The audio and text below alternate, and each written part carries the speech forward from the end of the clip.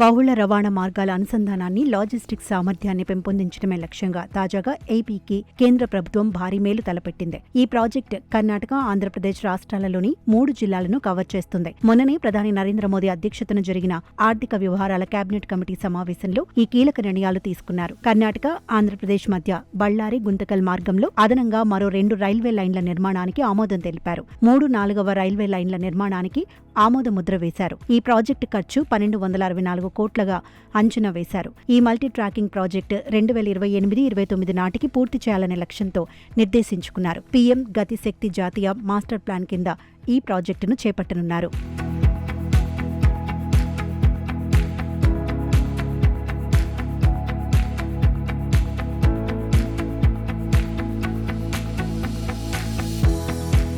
ఈ కొత్త ప్రాజెక్టు రవాణా ఖర్చులను తగ్గించడమే కాకుండా అనేక పర్యావరణ ప్రయోజనాలను కూడా అందిస్తుంది.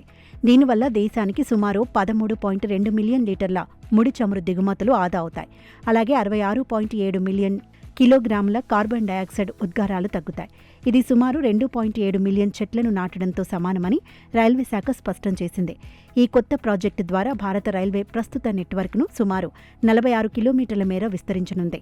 ఈ విస్తరణ వల్ల సుమారు 7 లక్షల జనాభా, 99 గ్రామాలకు ప్రత్యక్షంగా ప్రయోజనం చేకూరుతుంది.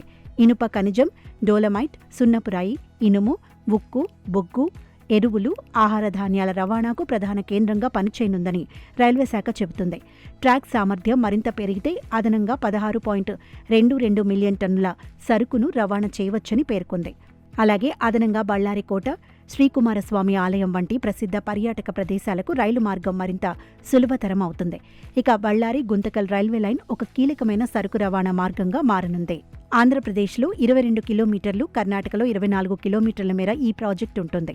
ఈ 2 రైల్వే లైన్లతో ప్రతి ఏటా సరుకు రవాణా ఖర్చు 149 కోట్ల మేర తగ్గనుంది. ఈ ప్రాజెక్టులో భాగంగా 52 చిత్త వంతెనలు, 7 పెద్ద వంతెనలు, 1 మెగా బ్రిడ్జ్ నిర్మాణం చేయనున్నారు. అలా వేదవతి నదిపై భారీ వంతెన రానుంది. మొత్తం ఈ ప్రాజెక్టుకు కేంద్రం 1264 కోట్లు కేటాయించింది. 46 కిలోమీటర్ల మార్గాన్ని 3 ఏళ్లలో పూర్తి చేయాలని ఆదేశాలు జారీ చేసింది. మొత్తం మీద ఇప్పుడు ఈ ప్రాజెక్టుతో ఆంధ్ర దశ తిరిగినట్టే.